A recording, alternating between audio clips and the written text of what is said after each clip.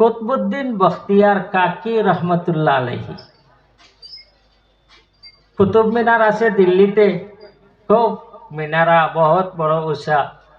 সেই কুতবুদ্দিন বখতিয়ার কাকি রহমতুল্লাহ আলাইহি যখন ছোট বাচ্চা ছিল, ছোট বাচ্চা 3 বছর 4 বছরের বাচ্চা, তখন ওনার মা বাবা মশওয়ারা করলেন, যে পরামর্শ করলেন যে আমাদের বাচ্চা কুতবুদ্দিনকে কোরআনের সবক একজন বড় পীর সাহেবের দ্বারা যেন সবক আরম্ভ করাই দিই। নিজামুদ্দিন আউলিয়া নাম শুনছেন তো? নিজামুদ্দিন আউলিয়ার প্রস্তাব হলো, মা বাবা বলল যে আমাদের ছেলের বিসমিল্লাহ করাইয়া দিবা নিজামুদ্দিন আউলিয়া। কিন্তু নিজামুদ্দিন আউলিয়া এটার মধ্যে সম্মত হন নাই, রাজি হন নাই।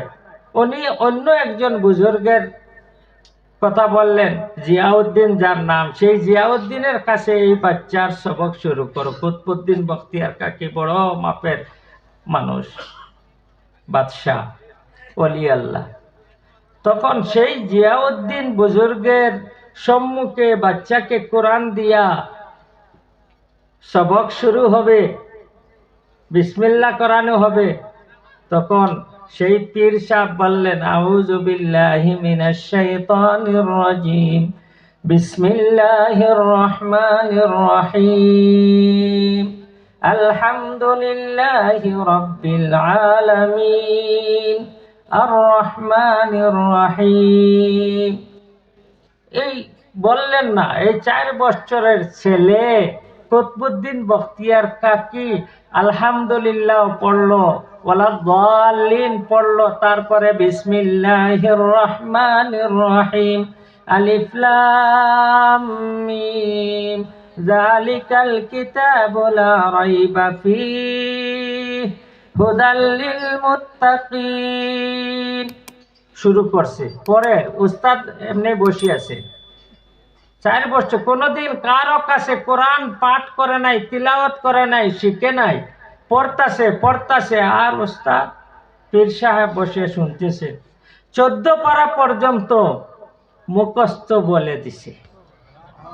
14 পারা পর্যন্ত, 30 পারা কোরআনের 14 পারা পর্যন্ত তিলাওয়াত করছে সেই বাচ্চা কুতবুদ্দিন বখতিয়ার কাকি।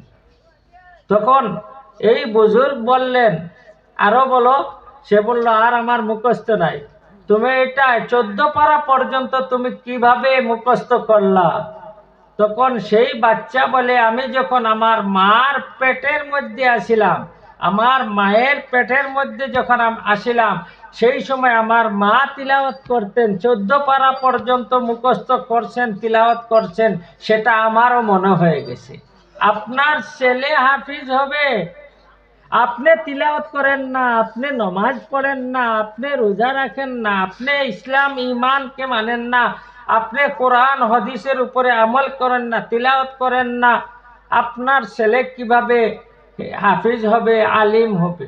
বাসকান্দিতে একটা ছেলে ড্রাইভার, নমাজ টমাজ পড়ে না, আমার বলল, হুজুর দোয়া করবেন আমার এই ছেলেটারে আমি আলিম বানাই। আমি বললাম, তুই নমাজ পড়সনি? তুই নমাজ পড়সনি? তুই নমাজ পড়স না, তোর ছেলে আলিম হইতো না, তোর ছেলে আলিম হবে না। ভাই, যে কোনো বস্তু, ভালো কাপড়, ভালো যে কোনো বস্তু তার মেশিনের উপরে নির্ভর করে। মেশিনটা যত ভালো হবে, উন্নত মানের হবে, তার প্রোডাক্টটাও তো ভালো হবে কিনা। আর মেশিনটাই যদি খারাপ থাকে, তাহলে প্রোডাক্ট যেটা বাহির হবে সেটা ভালো হবে? ভালো হবে না। মা বাপ ছেলে মেয়ের জন্য মেশিন, মা বাপ যদি ভালো হয় তার ছেলে মেয়েও ভালো হবে। আজকালকে কতজন এই যে আমাদের ছেলে মেয়েরা খারাপ, তারা দিনের উপরে চলে না, ভালো রাস্তায় চলে না, তার একমাত্র কারণ যে শুধু সে খারাপ। হুজুর দোয়া করবেন আমার ছেলেটা যেন আমার কথা মানে না। আপনি সেই ছেলের আপনার উপরে যে দায়িত্ব আছে, যে হক আছে, সেই হকটা আপনি আদায় করেন না। আপনি হয়তো নামাজ পড়েন, আপনার ছেলে নামাজ পড়ে না, যখন ছোট বাল্য জীবনের ছেলে, তারে নামাজ শিক্ষাও দেন না ভালো করে, তারে প্র্যাকটিক্যালও দেন না, তারে নামাজ পড়ার কথাও বলেন না, সঙ্গে নিয়ে মসজিদেও যান না, তাহলে এই ছেলে ভবিষ্যতে আপনার কথা কিরকম মানবে? তার উপরে আপনার মেহনত করতে লাগবে। আপনি ফসল লাগান, আপনি ফুলের গাছ লাগান, ফলের গাছ লাগান, লাগান কিনা?